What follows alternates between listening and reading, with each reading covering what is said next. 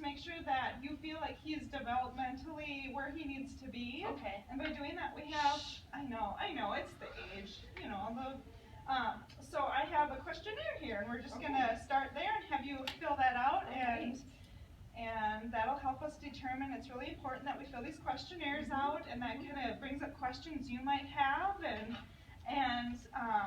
here's a cookie. Calm down and eat it.